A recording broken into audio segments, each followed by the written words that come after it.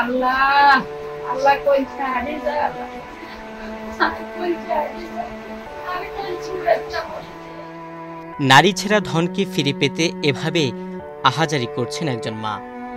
পরিবারের সচ্ছলতা ফেরাতে সৌদি আরব গিয়েছিলেন তার সন্তান কাউসার হোসেন আরিফ, কিন্তু ভাগ্য তার সহায় হলো না। কাজ থেকে ফেরার পথে তাকে অপহরণ করে নিয়ে যায় কিছু দুষ্কৃতিকারী।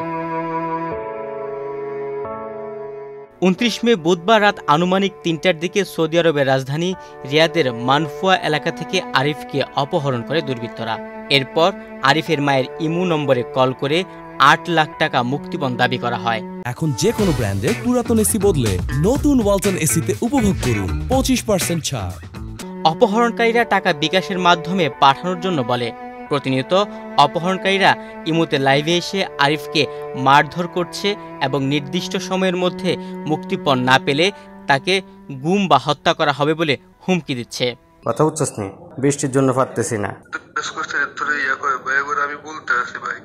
বুঝছি, এই যে এইটার জন্যই তোর ওই যে অল্প কিছু টাকা ব্যবস্থা করছি, ঠিক আছে? ওই টাকাগুলা পাঠিয়ে দিতেছি, বিকাশ নাম্বার দে, ঠিক আছে? 50,000-এর মতো ম্যানেজ হয়েছে মাত্র, ঠিক আছে? এখন এত টাকা তো তোর আব্বার কাছে তো টোটালি কোনো টাকা পয়সা নাই। কথা বুঝছস? তোর আব্বার কাছে যদি টাকা পয়সা থাকতো তাইলে তো কোনো কথা ছিল না, মোটামুটি ম্যানেজ করা যাইতো। বা এত কাজ টাজ করছে, দেখা গেছে যে টাকা পয়সা তো এখন টোটালি নাই। কথা বুঝছস?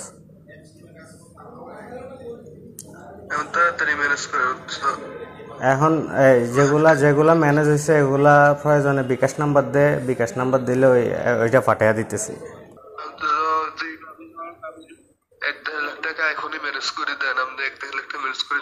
কত কত কত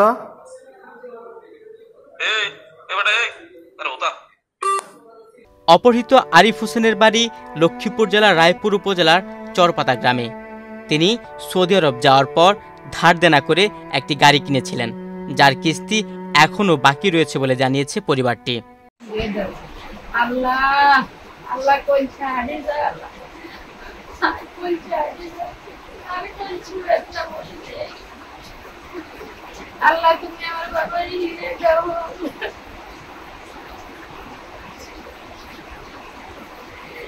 কি বাবার হিরে দাও আল্লাহ তুমি রব করো দয়া করো আল্লাহ আল্লাহ তুমি বাবার হিরে দাও